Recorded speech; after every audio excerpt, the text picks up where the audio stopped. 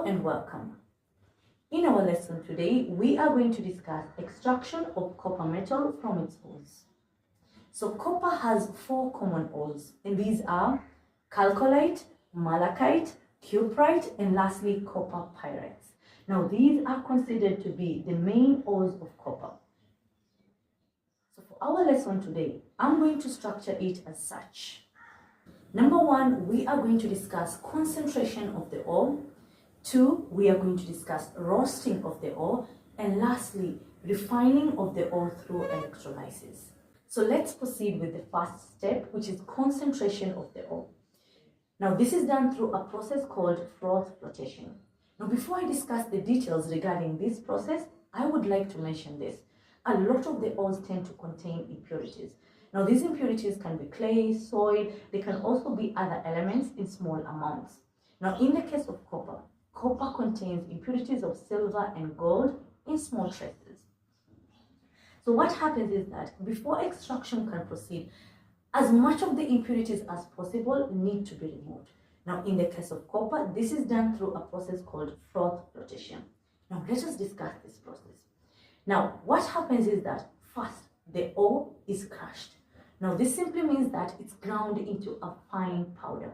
And the reason why this happens is so as to increase the surface area of the ore that will come into contact with the chemicals that will be later on added. Now after the ore has been crushed, frothing agents are then added. Now these include water, which has special oils like pine oils. Air is then bubbled into the mixture.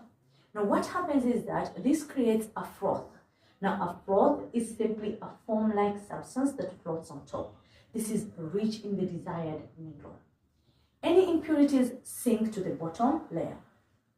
Then the froth is easily skimmed off, it's collected, dried, and is then ready to proceed to the next step. So this is froth flotation. Now in case you're wondering, how do questions come from this content? You could be asked, what is the method that is used to concentrate the copper ore? Then of course the answer becomes froth flotation. But if you're asked to explain what froth flotation entails or what is involved in this process, then you can simply explain yourself as such. Moving on to the next step, which is roasting of the ore. Now roasting simply means heating of the ore in the presence of oxygen.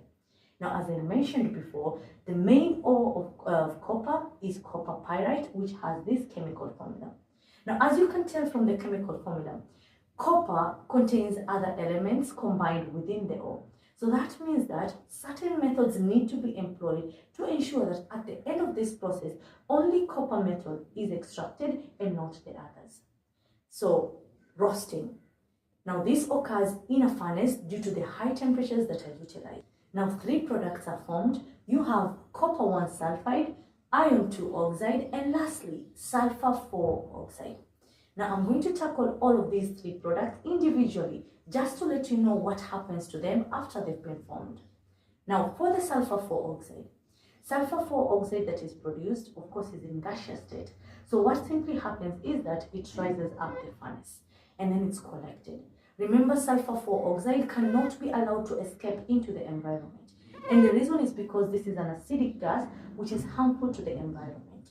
In some cases, the sulfur 4 oxide that is produced is collected and then used in the manufacture of sulfuric 4 acid. But in other cases, it's simply scrubbed. Now, scrubbing is a process whereby acidic gases like sulfur 4 oxide are reacted with calcium hydroxide. So this leads to the formation of compounds that are less volatile. So the equation of this reaction between sulfur 4 oxide and calcium hydroxide is as follows. Now at this point, we have managed to separate the sulfur 4 oxide that was produced in the furnace. Now onto the iron 2 oxide. So the iron 2 oxide is reacted with silica in the smelting furnace. Now silica is simply silicon 4 oxide. So these two react in the smelting furnace to form iron 2 silicate that has the following chemical formula. Now this is referred to as slag and it's simply removed away. Now I want to go through the chemical equation. Now we are talking about iron 2 oxide. So iron 2 oxide simply means that iron has the oxidation state of 2. Oxygen, of course, in most of the compounds it forms also has the oxidation state of 2. So this simply gives us iron 2 oxide. Now, as for the silica, silica is silicon 4 oxide. So let us just write it down. So silicon 4 refers to the oxidation state of silicon. Oxygen, of course, 2. So simplifying it further, this gives us, then the next step is switching. So the 2 moves on to the oxygen side. So final chemical formula is SiO2. Now, for the iron 2 silicate, whatever atoms are on this side are also going to be on the other side. So let's start with iron. So we just have one of this. Silicon, also one of that. And then lastly, for the oxygen, we have 2 plus 1 giving us a total of 3. So this gives us that full. So this is our iron 2 silicate. Remember in Form 1 you learnt about naming of compounds. Any compound that has a name which ends with ATE simply means that it contains oxygen atoms in it. So iron silicate. Now, at this point, we are remaining with copper 1 sulfide. Now, before I proceed, just something to note is that copper is a transition element and it has 2 oxidation states, 1 and 2. This simply means that when copper forms compounds, the oxidation state of copper in those compounds can either be 1 or 2. Now, a lot of the compounds that we discuss in school tend to have an oxidation number of 2. So we talk about copper 2 oxide, copper 2 sulfate, and such. But the compounds that we're going to mention here have an oxidation state of 1. So an example is this, copper 1 sulfide. So the oxidation of copper, the oxidation state of copper in this compound is 1. Now, what happens to the copper 1 sulfide that is formed? So it undergoes further roasting, a second roasting. Okay, that sounds weird, but I know you've understood my point. So a second roasting takes place. Okay, so copper 1 sulfide undergoes further roasting. So that means that it's going to be heated again in the presence of oxygen. Now, in the second roasting, what happens is that the copper 1 sulfide that was formed in the first roasting, here it is, reacts with oxygen to form 2 products. It forms copper 1 oxide and sulfur 4 oxide. Now, what happens is that not all the copper 1 sulfide present in the furnace reacts with oxygen. Some of it is left unreacted. And this is very, very important to note. And this is because the copper 1 sulfide that does not react with oxygen acts as a reducing agent for the next reaction. So let me repeat a bit. Copper 1 sulfide formed from the first roasting reacts with oxygen gas to produce sulfur 4 oxide and copper 1 oxide.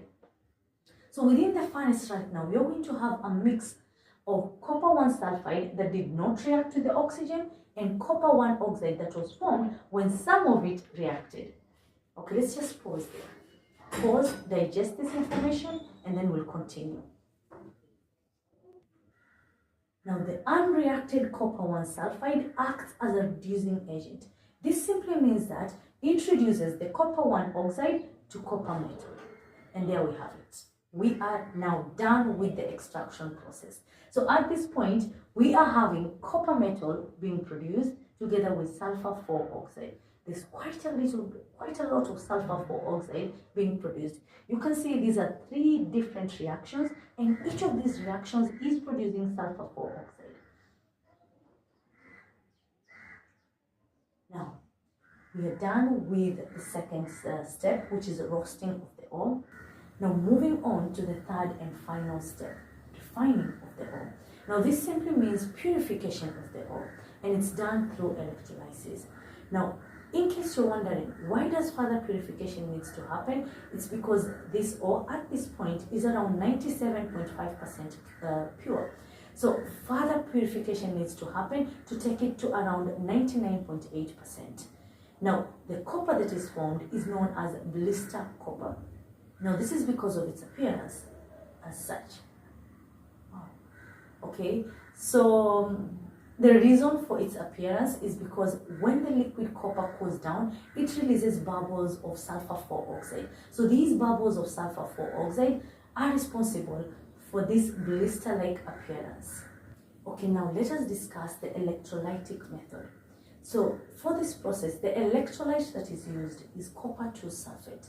The anode that is used is the impure copper metal that was obtained from the extraction process. As for the cathode, pure copper metal is used. Now, what we're going to do next is we are going to write down the half equations of what happens at the anode and at the cathode. At the anode is where oxidation takes place. Oxidation involves the loss of electrons. At the cathode is where reduction happens. This is gaining of electrons. Now, I want to mention this. If you find it challenging remembering where oxidation or where reduction takes place and which of these is involves gaining or loss of electrons, please watch my video on sodium extraction. It makes all of this clear to you. Now, at the anode. So what we have as our anode is the impure copper metal that was obtained during the extraction process. Now, the copper atoms that are present in the anode move into the solution. That simply means that they lose electrons and go into the solution as ions. Now, on the cathode side, what happens is that copper 2 ions present in the solution gain electrons to be deposited on the cathode as pure copper metal. So the two half equations are as follows.